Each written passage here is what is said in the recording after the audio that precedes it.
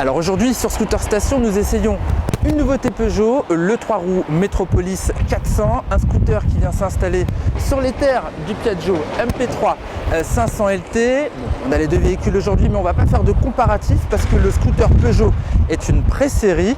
Par contre, ce que je vous propose, c'est de vous décrire un petit peu tous les points forts de ce scooter et après de vous emmener en balade pour vous rendre compte un petit peu de ses qualités dynamiques. Sur Metropolis, la griffe Peugeot se reconnaît au premier coup d'œil. Ligne d'inspiration automobile, calandre atypique, planche de bord rappelant celle des berlines de la marque et finition haut de gamme, le 3 roues français est séduisant.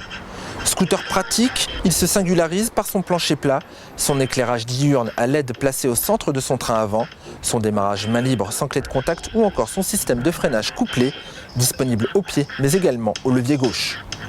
En action, il se révèle quelque peu bruyant et vibrant, mais on lui trouve rapidement nombre de qualités. Lourd scooter à 3 roues, le Metropolis est toutefois agile et s'emmène avec aisance dans la circulation. La motorisation maison de 400 cm3 est performante, offrant de belles reprises et une allonge appréciable. On aime également son grand confort, ce loup à deux et sa protection. Rassurant grâce à son train avant reposant sur 2 roues, il jouit d'une bonne tenue de route, mais celle-ci s'avère perfectible, notamment sur l'angle lancé à vitesse élevée. Le freinage couplé au levier nous apparaît plus sécurisant que chez le concurrent, mais ce dernier dispose d'un blocage de la direction plus fin.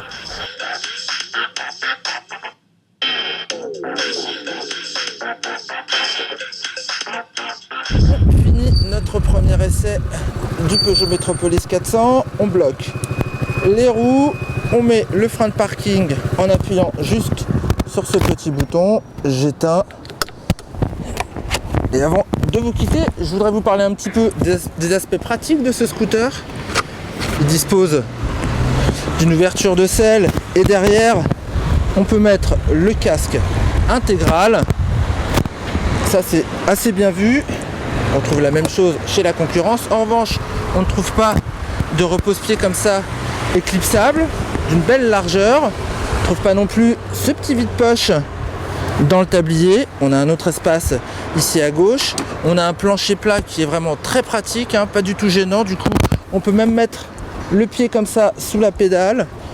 Autre petit plus très sympathique sur le scooter Peugeot, c'est sa bulle qui remonte très facilement. Des 2 pouces, on appuie sur les boutons et hop, voilà, on est à la bonne hauteur. Avant de vous quitter, je vais vous donner le prix du 3 roues Peugeot, c'est 8 890 €. Ce qui le plaçait au même tarif que l'MP3 500 LT avant qu'il soit augmenté de quelques centaines d'euros il y a très peu de temps.